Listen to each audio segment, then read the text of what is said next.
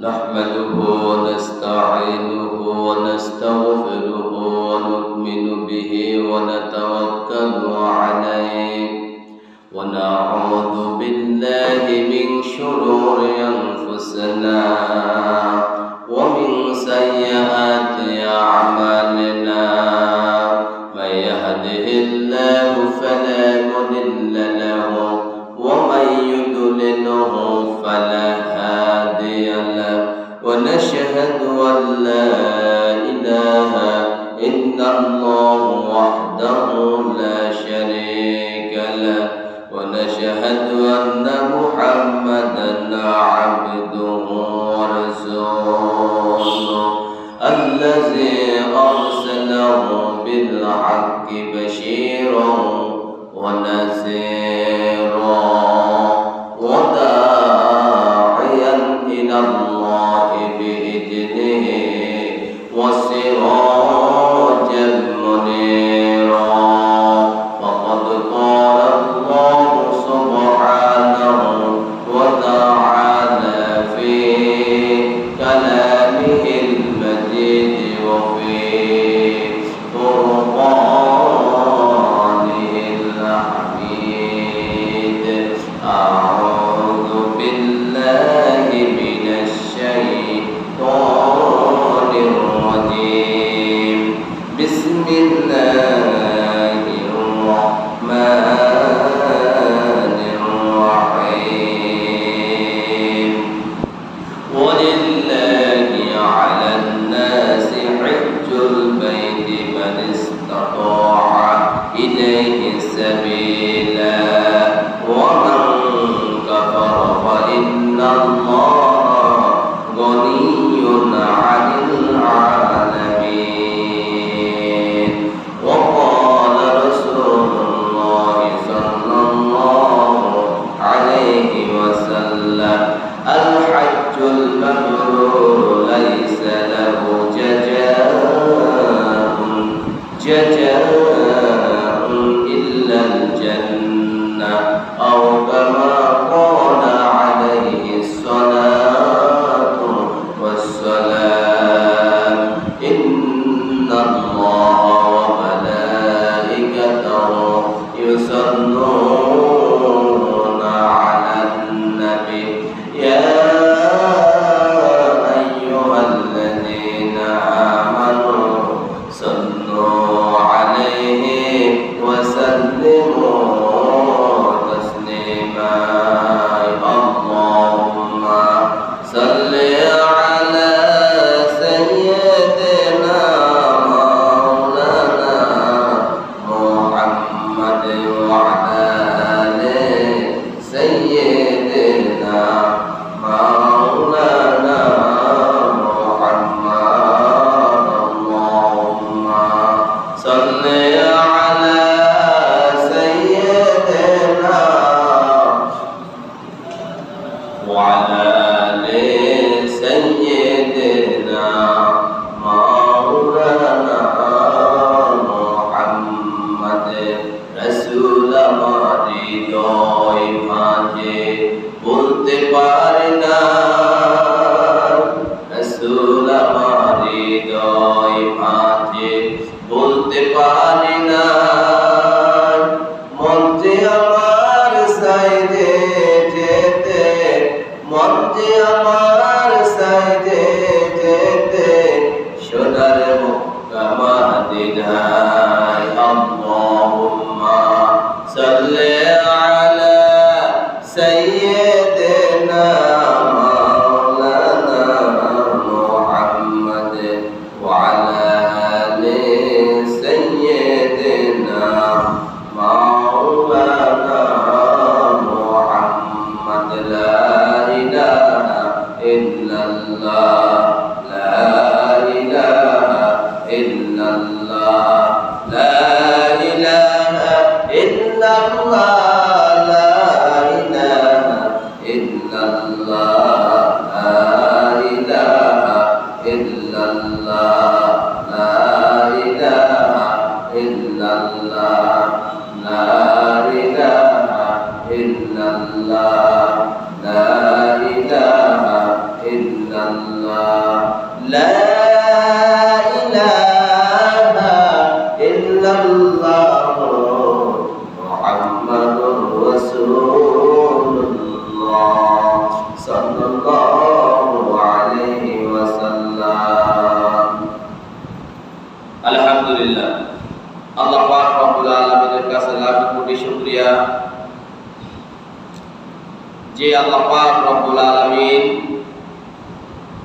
আমাদের সবাইকে দয়া করে মায়া করে সুস্থ রেখে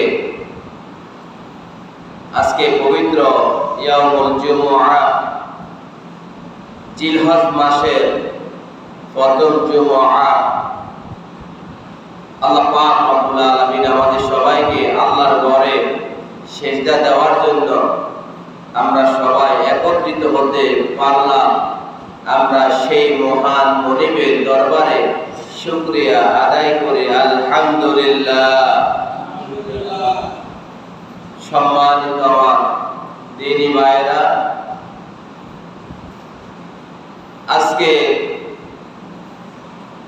আমি যে বিষয়ের উপর কথা বলবো, যেহেতু এখন হচ্ছে হজের মাস, এখন হজের মাস আর আজকে জিলহজ মাসের প্রথম জুমআ। রমাদান মাসে আমরা যেভাবে একটা মাস রোজা রাখি, পুরো একটা মাস রোজা রাখার পর আমরা ঈদ করি, তো এই মাসটি হচ্ছে জিলহজ মাস। আমাদের যাদের হজ ফরজ হয়েছে, যারা হজ করার জন্য মক্কা মদিনায় যাইতেছেন, যাচ্ছেন, নিয়ত করছেন, আল্লাহ তাআলা যেন প্রত্যেকের হজ যেন কবুল করেন। আমরা প্রত্যেকে বলি আমিন।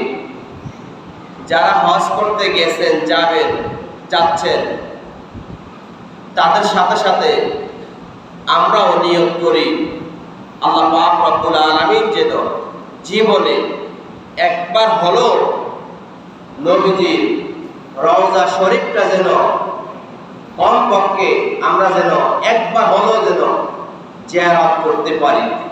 আমরা সেই নিয়ত করতে পারি না। আজকে আমি একজন শায়েখের আলোচনা শুনলাম।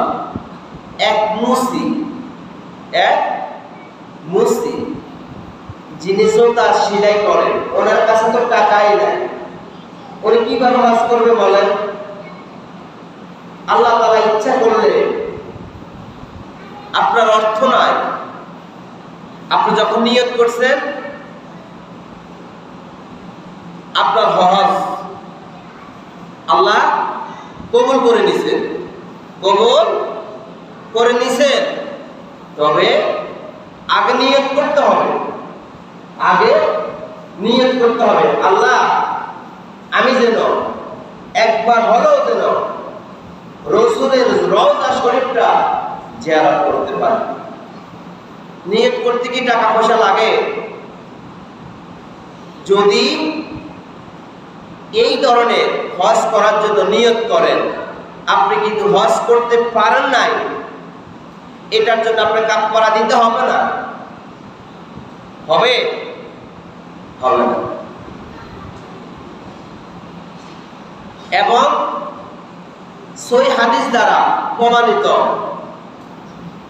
বিশ্বনবী মুহাম্মদ রাসূলুল্লাহ সাল্লাল্লাহু আলাইহি ওয়াসাল্লাম বলেছেন, যে ব্যক্তি হজ করার জন্য নিয়ত করলো কিন্তু সে হজ করতে পারে নাই, তার অর্থ আসতে পারে নাই, কিন্তু সে হজ করার আগে সে মারা গেছে, আল্লাহ রাসূল বলছেন ওই সমস্ত ব্যক্তিদেরকে আল্লাহ তাআলা হজ করলে যে পরিমাণ নেকি দিতেন, হজের সওয়াব দিতেন, সে ওই ব্যক্তি হজের সওয়াব পেয়েই যাবে। সুবহানাল্লাহ বলেন। কেন? সে নিয়ত করছে, সে নিয়ত করছে। এখন আমাদের কিছু ভাইদের অভ্যাস আছে, বদ অভ্যাস, যে হুজুর আমার কাছে তো টাকা নাই, আমি কিভাবে নিয়ত করব?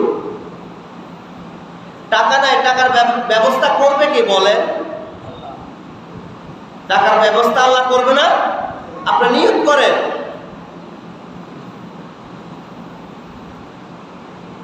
আমার প্রিয় ভাইরা, আপনি যদি নিয়তকে যদি পরিশুদ্ধ করেন, খালেসভাবে নিয়ত করেন, আপনার প্রত্যেকটা নিয়তের বদলতে আল্লাহ তাআলা আপনার মনের আশাগুলো পূরণ করবেন ইনশাআল্লাহ। আমার প্রিয় ভাইরা, হজ শব্দটি হচ্ছে আরবি, এর বাংলা অর্থ হচ্ছে ইচ্ছা করা, সংকল্প করা। আপনার কোটি কোটি টাকা আছে কিন্তু আপনার ইচ্ছা নাই, আপনি হজ করতে পারবেন না। যার টাকা নাই, ইচ্ছা আছে, ওই ব্যক্তি হজ করতে পারবে। দেখবেন আমাদের দেশে কিছু ভাই আছে, বাজারে যায় 500 টাকা নিয়ে, কিন্তু তার মন বড়, তার হাত বড়। আমাদের দেশের কালচার, বা আমরা আমাদের দেশে বলি না, অমুক বাড়ির ব্যক্তির হাত বড়, অমুক মহিলার হাত বড়, অমুক পুরুষের হাত বড়, বলি না? আপনার কাছে টাকা আছে 500, কিন্তু বাজারে গেছে মাছ কেনার জন্য, আপনি 500 টাকার মাছ কেনার উড়াইবেন, সে কিন্তু 5000 টাকা দাম, 5000 টাকা দামের মাছের কাছে চলে গেছে, গিয়ে তার মাছ পছন্দ হয়েছে, মাছ কিনবে। দোকানদারকে বলতেছে বা মাছ ব্যবসায়ীকে বলতেছে, ভাই আপনার এই মাছ কত? বলতেছে 5000। ধরেন আপনি 4000 টাকা রাখেন, মূলাইতে কত হয়েছে? 4000। পকেট আছে কত? 500। এখন শর্ট কত? 3500। বলতেছে 10 মিনিট অপেক্ষা করেন, আপনার টাকা একটু পরে আমি দিতেছি। কেন? তার হাত বড়। তার কি বড়? হাত বড়। তার কলিজা বড়। ছোট কলিজা দিয়ে আপনি বড় মাছ খাইতে পারবেন না। সেম হজ শব্দের অর্থ হচ্ছে ইচ্ছে করা। আপনার ইচ্ছা থাকতে হবে। আপনার ভিতরে যদি ইচ্ছাই নাই, আপনি হজ করতে পারবেন না। কোটি কোটি টাকার মালিক আছে, জায়গা সম্পদের অভাব নেই, কিন্তু তার ইচ্ছে নেই। যার টাকা নেই কিন্তু তার ইচ্ছা আছে, সে কিন্তু আগে যাইতে পারবে। সংকল্প করা, নিজের ভিতরে সংকল্প থাকতে হবে, যে মনে হয় যে আমি আগামীকালকে চলে যাচ্ছি রসুলের রওজা শরীফটা জিয়ারত করার জন্য। আমার প্রিয় ভাইয়েরা, এরপরে হজের পারিভাষিক অর্থ হলো শরীয়তের পরিভাষায় হজ হচ্ছে আল্লাহর সন্তুষ্টি উদ্দেশ্যের জন্য। আল্লাহর সন্তুষ্টি উদ্দেশ্যের জন্য শরীয়ত কর্তৃক নির্ধারিত সময়ে, নির্ধারিত স্থানে, নির্দিষ্ট কার্যাবলীর মাধ্যমে বাইতুল্লাহ জিয়ারত করাকে হজ বলে। নির্দিষ্ট সময়, নির্দিষ্ট স্থানে হজ করতে হবে। এখন হচ্ছে হজের মাস, হজের সকল কার্যাবলীগুলো শুরু হচ্ছে, আস্তে আস্তে শুরু হবে। নিয়ম কানুনগুলো এখন থেকেই শুরু হবে। আপনি যদি কোরবানের পরে গিয়ে যদি হজ করেন, হজ হবে, তখন আপনি উমরা হজ করতে পারবেন। এখন কিন্তু বড় হজ করতে গিয়ে আপনি উমরা হজও কি করতে পারবেন। একের ভিতরে দুই, একের ভিতরে কত? দুই। আপনি গেছেন বড় হজ করার জন্য, আপনি উমরা হজ না হলে 15-20টা করতে পারবেন, 15-20টা উমরা হজ করতে পারবেন। আর আপনি যদি কোরবানের পরে যদি আপনি উমরা হজ করতে যান, তাহলে আপনি একটাই করতে পারবেন। কয়টা? একটাই করতে পারবেন। আর এখানে বড় হজ করতে গিয়ে আপনি 15 হইতে 20টা উমরা হজ করতে পারবেন। তাহলে একটা উমরা হজ করতে গেলে কমপক্ষে 1.5 লক্ষ টাকা খরচ হয়। আর বড় হজ করতে গেলে প্রায় 5.5 লক্ষ টাকা, 6 লক্ষ ধরেন, 6 লক্ষ খরচ হয়। তাহলে যদি 10টা উমরা হজ করেন তাহলে আপনার কতগুলো খরচ হয়? তাহলে আপনার 5.5 লক্ষ 6 লক্ষ টাকার মধ্যে সব বড় হজ উমরা হজ সব হয়ে যাচ্ছে। এখানে আমার প্রিয় ভাইরা, এই যে আপনি হজ করতে যাবেন, নবীজি রওজা শরীফ মক্কা মদিনায় গিয়ে হজ করবেন, রাসূলের রওজা শরীফটা জিয়ারত করবেন। রাসূল সাল্লাল্লাহু আলাইহি ওয়াসাল্লাম বলেন, যে ব্যক্তি হজ করতে এসেছে কষ্ট করে পায়ে হেঁটে দূর দূরান্ত থেকে 6000 মাইল 10,000 মাইল বিভিন্ন রাষ্ট্র থেকে, এরকম দূর হয় না? আমাদের বাংলাদেশ থেকে মনে হয় 6000 মাইল, নাকি 6000 মাইল। রাসূল সাল্লাল্লাহু আলাইহি ওয়াসাল্লাম বলেন, যে ব্যক্তি হজ করতে এসেছে হজ সম্পূর্ণ হয়েছে, কিন্তু আমার রাসূলের কবরটা জিয়ারত করে নাই, আমি রাসূল বলছি তার হজ কবুল হবে না, তার হজ কবুল হবে না। এত কষ্ট করে হজ করতে গেছে, অথচ রাসূলের রওজা শরীফটা আপনি জিয়ারত করেন না, আপনার হজ হবে না। এই কারণে সময় পাইলে রাসূলের রওজা শরীফটা জিয়ারত করে নিতে হবে। যে রাসূলের সুপারিশ ছাড়া, যে রাসূলের সুপারিশ ছাড়া কেউ জান্নাতে যেতে পারবে না। পারবে? পারবে না। তাহলে রাসূলের রওজা শরীফ, রাসূলের কবর জিয়ারত করা কি উত্তম। আমার সম্মানিত দিনী ভাইরা, আপনি যে কষ্ট করে টাকা পয়সা খরচ করে হজ করতে যাবেন, এর বিনিময়ে আল্লাহ আপনাকে কি দিবেন? যাচা কি দিবেন? আপনি হজ করছেন, এর বিনিময়ে আল্লাহ আপনাকে কি দিবেন? যে কোনো একটা পুরস্কার তো দিবেন, দিবেন না?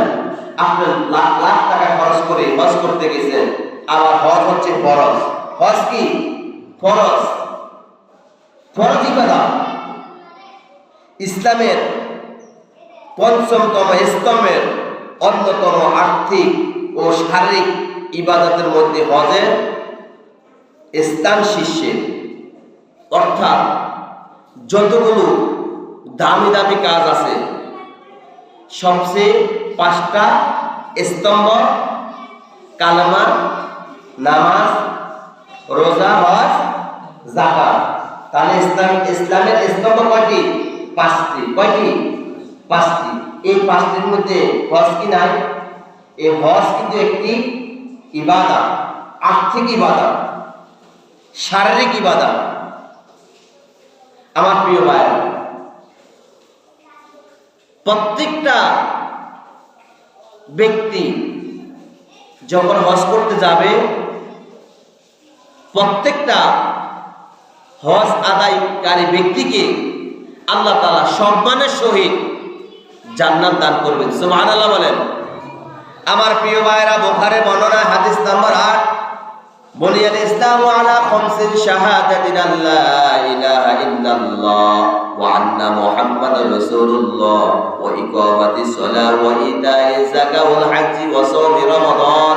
ইসলামের মধ্যে 5টি স্তম্ভ আছে, তার মধ্যে হজ হলো 4 নাম্বার।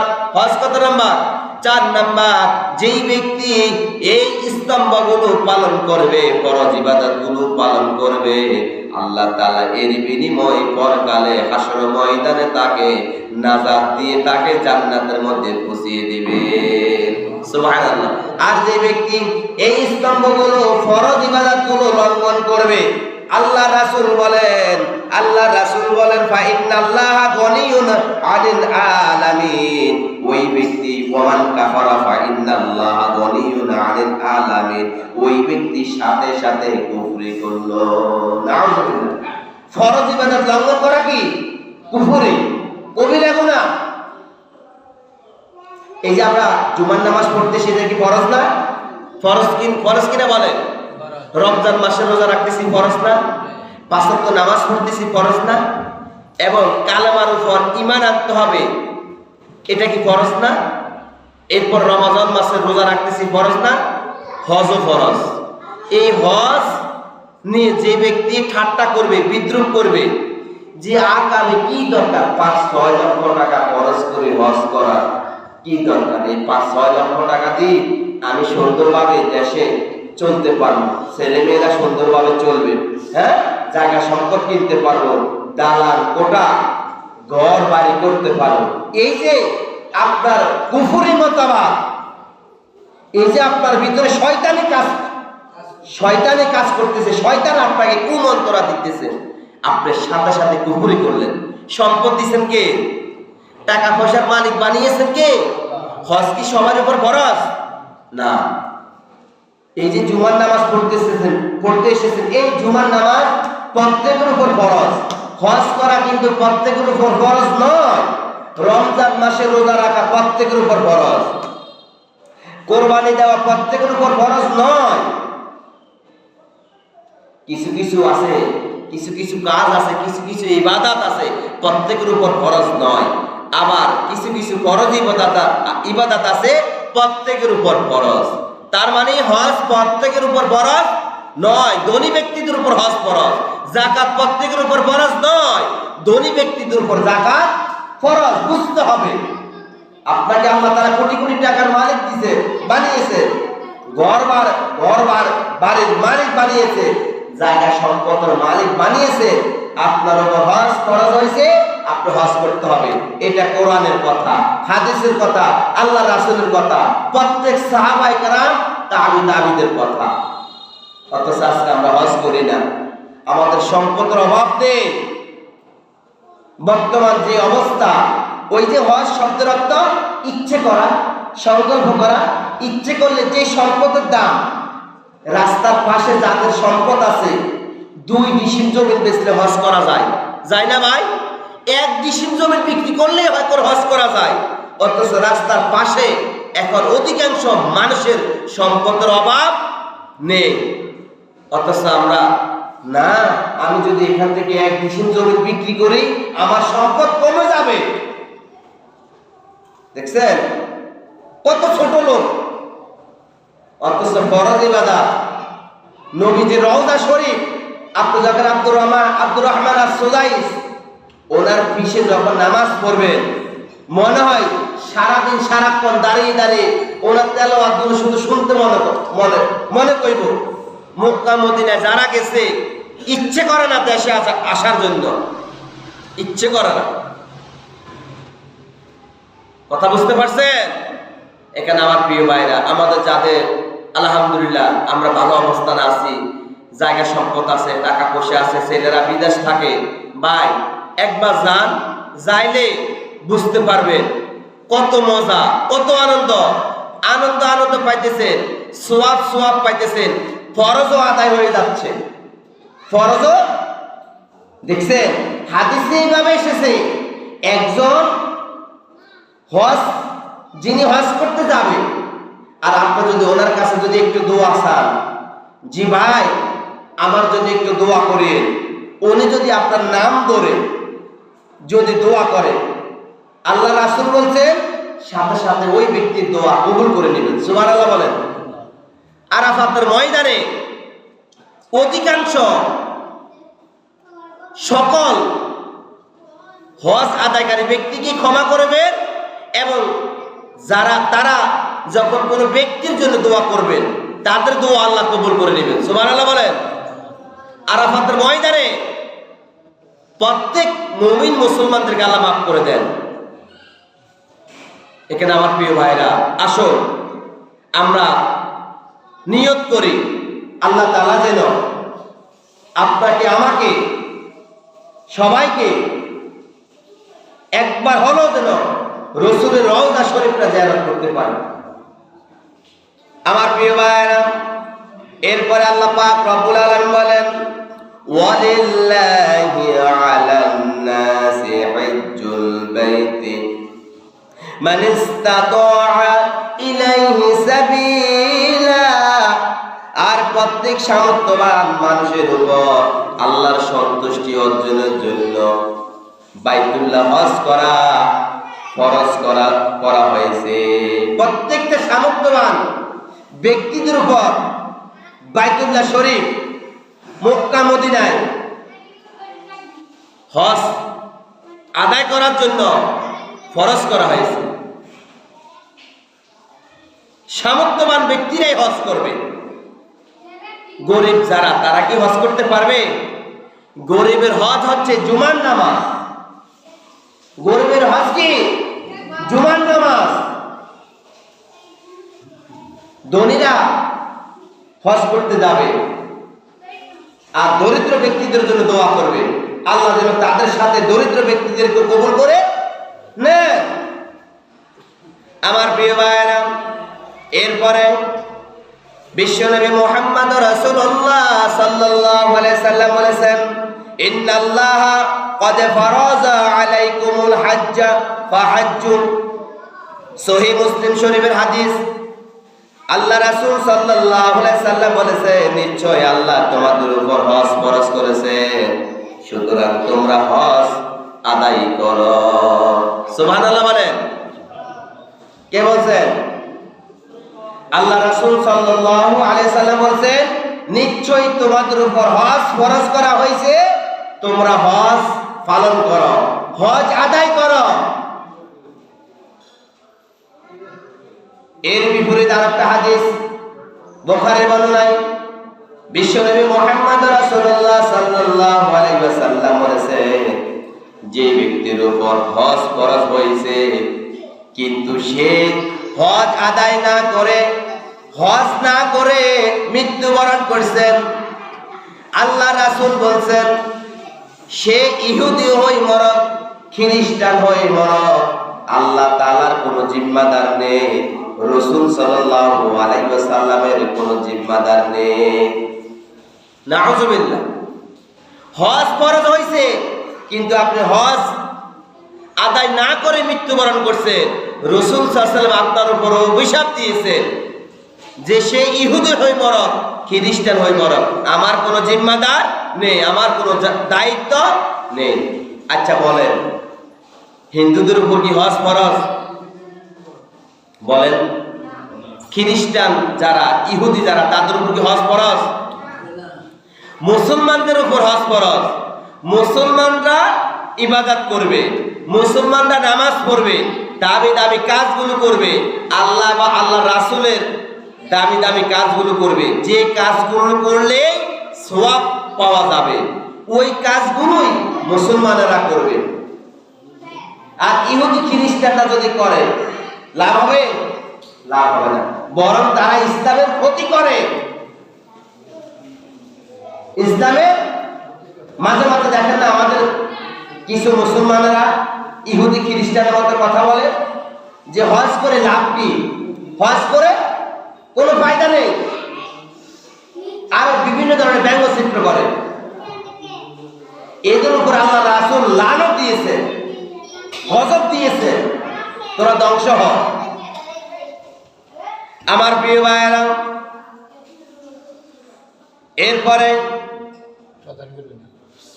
হজের ফজিলত নিয়ে সূরা বাকারা 197 নম্বর আয়াতে আল্লাহ তাআলা বলেন, আল হাজ্জু আশহুরুম মা'লুমাতুন ফামান ফারাযা ফিহিন্নাল হাজ্জা ফালা রাফাসা ওয়ালা ফুসুকা ওয়ালা জিদালা ফারাজাল হাজ্জি ওয়া মা তাফআলু মিন খায়রিন ইয়ালামুহুল্লাহ। আল্লাহ তাআলা বলেন, হজের নির্দিষ্ট কয়েকটি মাস আছে, যে ব্যক্তি সেসব মাসে ইহরাম বেঁধে নিজের উপর হজ অবধারিত করে নেয়, সে হজের সময় কোনো অশ্লীল কথা বলবে না, কোনো গুনাহ করবে না এবং কোনো ঝগড়া করবে না। তোমরা যা কিছু সৎকর্ম করবে আল্লাহ তাআলা তোমাদের অন্তরের খবর ভালো করে জানেন। এই মাস হচ্ছে হজের মাস। এই মাস কি?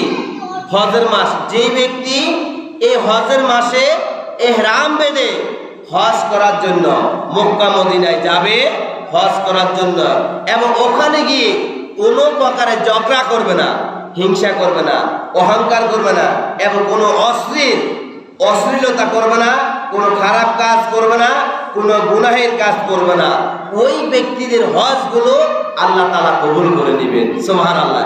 এবং আপনি অর্থাৎ যারা হজ করতে যাবে তারা কি করে বা না করে অন্তরের খবর জানেন কে? ধরেন আপনি হজ করতে গেছেন, পুরুষ মহিলারা দেখবেন মুখোশ খোলা। আর শরীয়তের মাসালা হচ্ছে মহিলারা যখন হজ করতে যাবে তখন তাদের মুখোশ খুলতে হবে, মুখোশগুলো খুলতে হবে। এখন আপনি হজ করতে গেছেন, উনি হজ করতে গেছেন, এখন যদি আপনি একজন মহিলার দিকে যদি তাকিয়ে থাকেন, আপনি কি নেক নজরের দিকে তাকাইছেন নাকি বদ নজরের দিকে তাকাইছেন জানেন কে? এখানে আল্লাহ তাআলা এই সূরার আয়াতের শেষের অংশ বলছেন, ওয়ামা তাফআলু মিন খায়রিন ইয়ালামুহুল্লাহ। আল্লাহ তাআলা তোমার অন্তরের খবর ভালো করে জানেন। এরপরে অন্যান্য সূরার শেষের অংশের মধ্যে, শেষের আয়াতগুলোর মধ্যে বলছেন, ওয়াল্লাহু সামিউন আলিম, ওয়াল্লাহু খবীরুন আলিম। এই আয়াতের শেষের অংশগুলোর মধ্যে বলছেন, আমি জানি, শুনি, দেখি। আপনি হজ করতে গেছেন, হজ করতে গিয়ে মিনায়, মুজদালিফায়, আরাফার ময়দানে দৌড়াদৌড়ি করতেছে, মহিলারাও দৌড়াদৌড়ি করতেছে। আপনি যে মহিলাদের দিকে তাকাইতেছেন, এক নজরের দিকে তাকাইতেছেন নাকি খারাপ দৃষ্টির দিকে তাকাইতেছেন, সব খবর জানেন কে? এই যারা কুকর্মের দিকে তাকাবে তাদের হজ আল্লাহ কবুল করবে না। এখানে ওখানে মহিলা পুরুষ একসাথে শুয়ে থাকে। আজ পর্যন্ত শুনছেন কোন একটা মক্কা মদিনা বদনাম হইতে? দেখছেন? শুনেন নাই। যারা ঝগড়া করবে, হিংসা করবে, অশ্লীলতা, খারাপ বেহায়াপনা এবং গুনাহের কাজ করবে, তাদের হজ আল্লাহ কবুল করবে না। আমার প্রিয় ভাইয়েরা, এরপর হলো সহিহ বুখারী শরীফের হাদিস নাম্বার হলো 1521 নম্বর হাদিস। হযরত আবু হুরায়রা রাদিয়াল্লাহু তাআলা আনহু হতে বর্ণিত, আল্লাহ রাসূল সাল্লাল্লাহু আলাইহি সাল্লাম বলেছেন, আল্লাহ রাসূল সাল্লাল্লাহু আলাইহি সাল্লামকে বলতে শুনেছি, যে ব্যক্তি আল্লাহর সন্তুষ্টি অর্জনের জন্য হজ করলো এবং অশ্লীল কথাবার্তা ও গুনাহের কাজ থেকে বিরত থাকলো, সে ওই দিনের মতো নিষ্পাপ হয়ে বাড়ি থেকে ফিরে আসবে যেই দিন মায়ের গর্ভ থেকে একটা সন্তান ভূমিষ্ঠ হয়। ওই ভূমিষ্ঠ সন্তানের মতো প্রত্যেকটা হজ আদায়কারী ব্যক্তিকে আল্লাহ তাআলা কবুল করে নেবেন। সুবহানাল্লাহ। অর্থাৎ প্রত্যেকটা হজ আদায়কারী ব্যক্তিকে আল্লাহ তাআলা নিষ্পাপ সন্তানের মতো কবুল করে নেবেন। যারা হজ করতে যাবে তারা হলো নিষ্পাপ, তাদের কোনো গুনাহই নাই, সকল গুনাহ মাফ, তারা নিষ্পাপ। আমার প্রিয় ভাইয়েরা, এরপরে হলো তিরমিজি শরীফের হাদিস নাম্বার হলো 811। হযরত আবু হুরায়রা রাদিয়াল্লাহু তাআলা আনহু থেকে বর্ণিত, মহানবী হযরত মুহাম্মদ সাল্লাল্লাহু আলাইহি সাল্লাম ইরশাদ করেছেন, যেই ব্যক্তি হজ করে আর তাতে কোনো ধরনের অশ্লীল অন্যায় আচরণ করে না, তার পূর্ববর্তী গুনাহসমূহ ক্ষমা করে দেওয়া হবে। সুবহানাল্লাহ। অর্থাৎ যেই ব্যক্তি হজ করতে যাবে কোনো প্রকারে সে গুনাহের কাজ করে নাই, সে সঠিকভাবে হজ আদায় করছে, লোক দেখানোর জন্য সে হজ করে নাই, হজ করছে কেবলমাত্র শুধুমাত্র আল্লাহ পাক রব্বুল আলামিনকে সন্তুষ্টি করার জন্য, ওই ধরনের ব্যক্তিদের আল্লাহ তাআলা তাদের পিছনে যাবতীয় সকল গুনাহগুলো ক্ষমা করে দিবে। সুবহানাল্লাহ। আমার প্রিয় ভাইরা, এরপর হলো বুখারী বর্ণনায় হাদিস নাম্বার হলো 1773 নম্বর হাদিস। হযরত আবু হুরায়রা রাদিয়াল্লাহু তাআলা আনহু থেকে বর্ণিত মহানবী হযরত মুহাম্মদ সাল্লাল্লাহু আলাইহি সাল্লাম ইরশাদ করেছেন, এক উমরা আরেক উমরা পর্যন্ত মধ্যবর্তী সময়ের গুনাহের ক্ষতিপূরণ হয়ে যায়, আর হজ হলো মাবরুর, মাবরুরের কবুল হজের প্রতিদান হলো জান্নাত। সুবহানাল্লাহ। এক উমরা থেকে আরেক উমরা মধ্যবর্তী সময়গুলো আল্লাহ কি করে দেন? গুনাহগুলো মাফ করে দেন, ক্ষতিপূরণগুলো মাফ হয়ে যায় এবং হজে মাবরুর হলো জান্নাত। আল্লাহ তাআলা প্রত্যেকটা হজ আদায়কারী ব্যক্তিদের পিছনের যাবতীয় সকল গুনাহগুলো ক্ষমা করে দিবেন। সুবহানাল্লাহ। উম্মুল মুমিনিন হযরত আয়েশা সিদ্দিকা রাদিয়াল্লাহু তাআলা আনহা থেকে বর্ণিত, তিনি বলেন, ইয়া রাসূলুল্লাহ সাল্লাল্লাহু আলাইহি ওয়াসাল্লাম, আমরা তো জিহাদকে সর্বোত্তম আমল মনে করি, আমরা কি জিহাদ করব না? রাসূল সাল্লাল্লাহু আলাইহি ওয়াসাল্লাম বললেন, না, বরং নারীদের জন্য সর্বোত্তম জিহাদ হলো হজে মাবরুর। নারীদের জন্য হলো হজে মাবরুর, অর্থাৎ নারীরা তো জিহাদ করতে পারবে না, সংগ্রাম করতে পারবে না, লড়াই করতে পারবে না, এই কারণে নারীদের জিহাদ হলো হজ করা। নারীদের জিহাদ কি? হজ করা। আমার প্রিয় ভাইয়েরা, এরপর হলো মুসনাদ শরীফের হাদিস, হাদিস নাম্বার হলো 9459 নং হাদিস। হযরত আবু হুরায়রা রাদিয়াল্লাহু তাআলা বর্ণিত, নবী হযরত মুহাম্মদ সাল্লাল্লাহু আলাইহি ওয়াসাল্লাম ইরশাদ করেছেন, বৃদ্ধ, দুর্বল ও নারীদের জিহাদ হলো হজ ও উমরা। বৃদ্ধ, নারী, এদের জিহাদ হলো কি? হজ ও উমরা। বৃদ্ধ নারীরা জিহাদ করতে পারবে না, জিহাদ করব আপনি আর আমি, আমাদের যাদের শক্তি আছে এরা জিহাদ করতে পারবে। আর যারা বৃদ্ধ পুরুষ, নারী, এরা জিহাদ করতে পারবে না, জিহাদ করবে যুবকরা। আর বৃদ্ধ নন নারীরা, এদের জিহাদ হলো হজ। এদের জিহাদ কি? হজ। এরা হজ করবে, এরা হজ করলে এরা জিহাদের সমতুল্য সওয়াব পেয়ে যাবে। এরপরে আমার প্রিয় ভাইয়েরা, হযরত বুরাইদা রাদিয়াল্লাহু তাআলা আনহু থেকে বর্ণিত, হযরত মহানবী সাল্লাল্লাহু আলাইহি ওয়াসাল্লাম ইরশাদ করেছেন, হজের জন্য খরচ করা আল্লাহর রাস্তায় খরচ করার মতোই, যার সওয়াব 27 গুণ বৃদ্ধি পেয়ে যাবে। সুবহানাল্লাহ বলেন। অর্থাৎ আপনি হজ করতে গেছেন, আর আল্লাহর রাস্তায় যখন আপনি খরচ করবেন, তখন আল্লাহ তাআলা আপনার এই খরচগুলো 27 গুণ বৃদ্ধি করে দিবেন। কয় গুণ? 27 গুণ বৃদ্ধি করে দিবেন। সুবহানাল্লাহ। কত সওয়াব এবার বলে আমার প্রিয় ভাইয়েরা।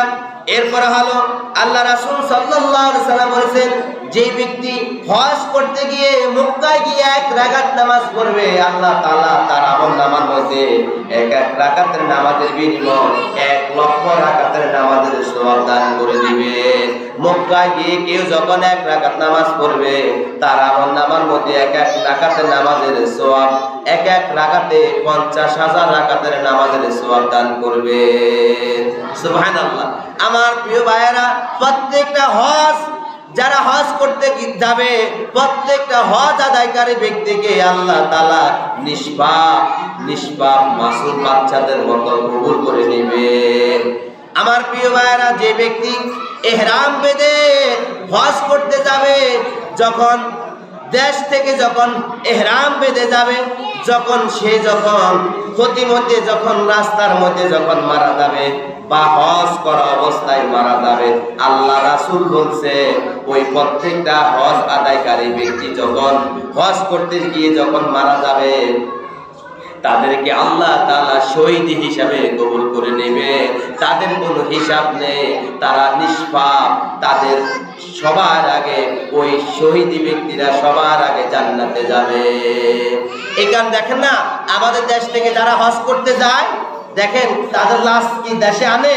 দেশে আনে না। তাদেরকে যে ইহরাম বেঁধে তারা হজ করতে যায়, আর ওই ইহরাম অবস্থায় যখন মারা যায়, তখন তাদেরকে জানাজার নামাজ পড়ায় তাদেরকে ওখানে তাদেরকে কি করে? দাফন কাফন করে না? এই কারণে দেখেন, এই কারণে প্রত্যেকটা উলামায়ে কেরামগণ অনেক সময় তারা বলে থাকে যে, আল্লাহ তাআলা আপনি আমাদেরকে মক্কা মদিনায় মৃত্যু দিন। আমরা তো অনেক সময় মুনাজাতে বলি না, মক্কা মদিনায় যদি আপনার মৃত্যু যদি হয় 100% গ্যারান্টি আপনি জান্নাতি। এবং আপনি হজ করতে গিয়ে মারা গেছেন এবং ইহরাম অবস্থায় আপনি মারা গেছেন, আল্লাহ তাআলা আপনাকে আমাকে সবাইকে জীবনে একবার হলো যেন রাসূলের রওজা শরীফটা আমরা যেন জিয়ারত করতে পারি। আল্লাহ তাআলা আমাদের প্রত্যেকের হজে মাবরুর হিসাবে আমাদেরকে যেন কবুল করে। যারা হজ করতে গেছেন তাদের হজগুলো যেন পরিপূর্ণভাবে তারা যেন হজ করতে পারে এবং তাদের হজগুলো যেন আল্লাহ তাআলা যেন কবুল করেন। আমাদের সবাইকে জীবনে একবার হলো আমরা যেন হজ করতে পারি। আল্লাহ তাআলা আমাদের সবাইকে সেই তৌফিক দান করুন। হাযা মা ইনদি ওয়া লিল ইনদাল্লাহ। আলাইহি তাওয়াক্কালতু ওয়া ইলাইহি উনীব। আসসালামু আলাইকুম ওয়া রাহমাতুল্লাহি ওয়া বারাকাতুহু।